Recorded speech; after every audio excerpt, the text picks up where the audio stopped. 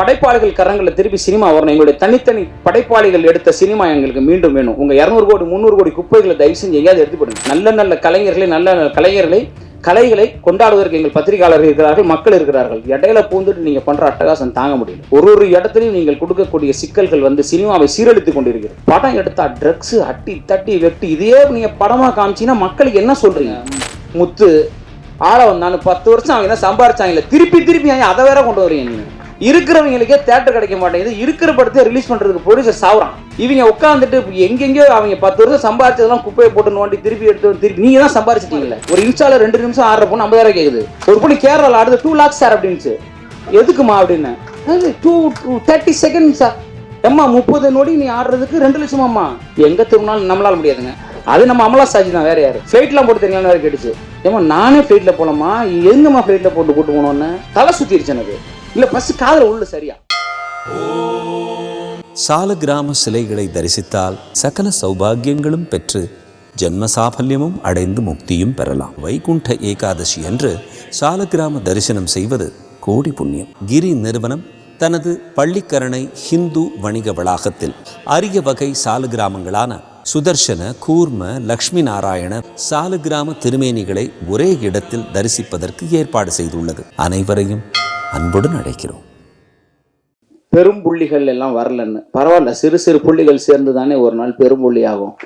நினைக்கலாம். அதனால ரொம்ப நல்ல பெரிய அனுபவமான இது நல்லா இருக்கு எனக்கு இந்த அனுபவம். அதனால அவர் சொன்ன மாதிரி ஆன்டி டிப்ரெஷன், இன்சோமினியால இது எல்லாமே வந்துருச்சு எனக்கு. அது பரவாயில்ல. ஆனால் 20 வருடம் சினிமாவில் இருந்தவனே நீங்கள் இந்த அடி அடிக்கிறீங்கன்னா புதுசாக அவரோட என்ன அடிடா நீங்கள் அடிப்பீங்கன்னு தோணுச்சுங்க. ஆனால் ஒரே ஒரு திமிரு, அது தமிழ்னால இறா நான் நின்று பார்க்குறேன்டா நிற்கிறேங்க, வேற ஒன்றும் இல்லை. வேற ஆளாக தான் நிற்பாங்கன்னு தெரியல. நான் இருக்கிற இடத்துல பேர்பட்ட ஒரு விளையாட்டு விளையாடுறாங்க சீரியஸா. என்ன மாதிரியான அரசியலா இருக்கு? ஒரு கலைக்குள்ளேயே கலையை கொள்கிறவர்கள் இருக்கிறது அது சினிமாவா தான் போல இருக்கு. வெளியில இருப்பானான்னு தெரியல. வெளியேருந்து ஒரு எதிரி வருவான், வெளியேருந்து ஒரு விஷயம் வரும், எங்கேயாவது ஒரு 2 துரோகி இருப்பான், இடுப்புல குத்துவான். மொத்த பயில சுத்தி இருக்கிறவங்களுக்கும் சினிமாவை அழிப்பதற்கான ஆட்களாவே இருக்கிறாங்கன்றத உண்மையுமே கண்மாடி பார்க்க நேர்ந்தது. அப்ப 13ல இருந்து 23 வரைக்கும் என் 10 வருஷம் நான் அப்படிதான் வாழ்றேங்க. என்னுடைய பாடல்கள் குறைஞ்சு போச்சு.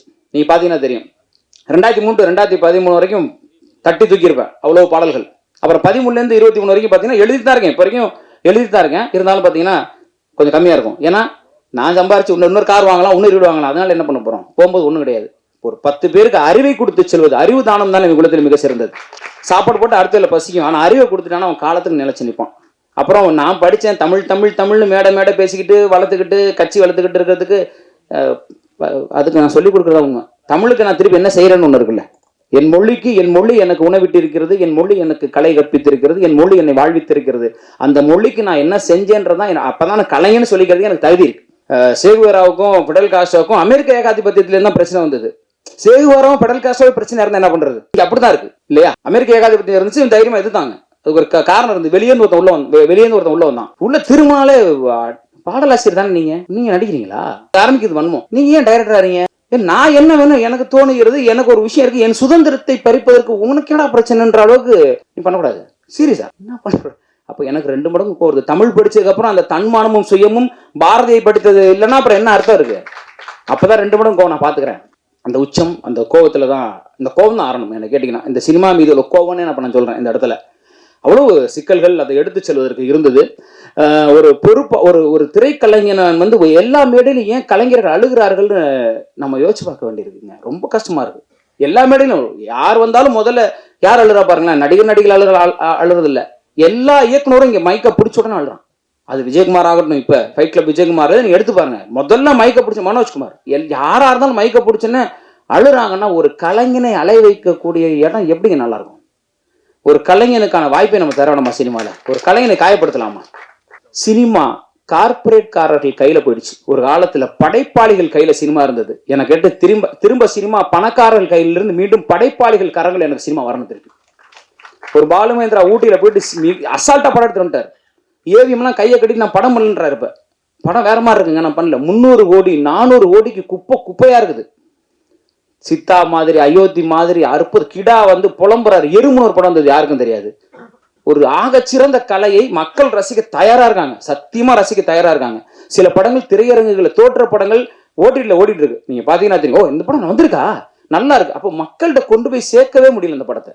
நல்ல கலைஞர்களை கலைகளை கொண்டாடுவதற்கு எங்கள் பத்திரிகையாளர்கள் இருக்கிறார்கள், மக்கள் இருக்கிறார்கள். இடையில பூந்துட்டு நீங்க பண்ற அட்டகாசம் தாங்க முடியல. ஒரு இடத்துலையும் நீங்கள் கொடுக்கக்கூடிய சிக்கல்கள் வந்து சினிமாவை சீரழித்துக் கொண்டிருக்கிறது. படம் எடுத்தா ட்ரக்ஸ் அட்டி தட்டி வெட்டி, இதே நீங்க படமா காமிச்சீங்கன்னா மக்களுக்கு என்ன சொல்றீங்க? மக்களுக்கு என்ன கருத்தை நீங்க கொடுக்குறீங்க? என் படத்துல வெட்டு இருக்குங்க, எதுக்கு வெட்டுறான்? என் படத்துல பிரச்சனை இருக்குங்க, எதுக்கு பண்றான்? சமூக அறம் வேணாமா ஒரு கலைஞனுக்கு? ஒரு கலைஞன் ஒரு கதையை பேசுகிற பொழுது, ஒரு கலையை மக்களிடம் கொண்டு செல்கிற பொழுது ஒரு அடிப்படை அறம் வேணாமா? ஏன் சித்தா கொண்டாடப்படுது? ஒரு பெண் குழந்தை மீதான பாலியல் வன்முறையை பேசுகிற பொழுது எத்தனை குடும்பங்களுக்கு அது போய் சேருது?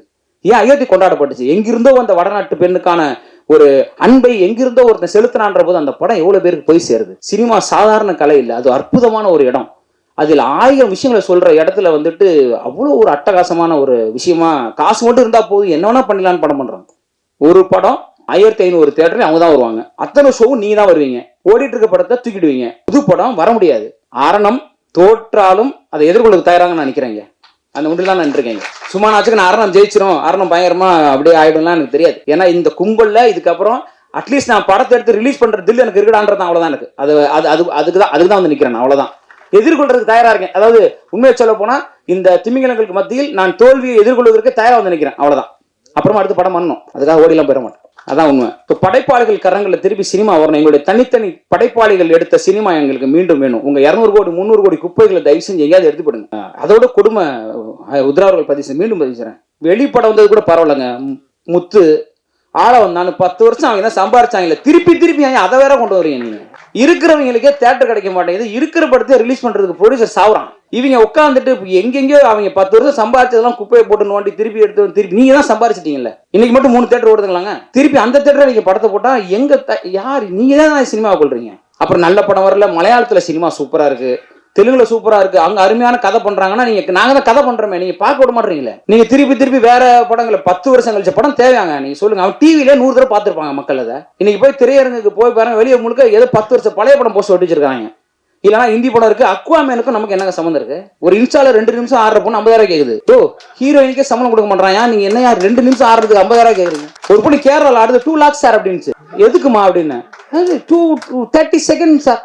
எம்மா 30 நொடி நீ ஆடுறதுக்கு 2 லட்சமாம்மா. எங்க கலைஞன்ட்ட கொடுத்தா 2 வருஷம் விடிய வேலை பார்ப்போம்மா. அதை கொடுத்தீங்கன்னா எங்க திரும்பினாலும் நம்மளால முடியாதுங்க.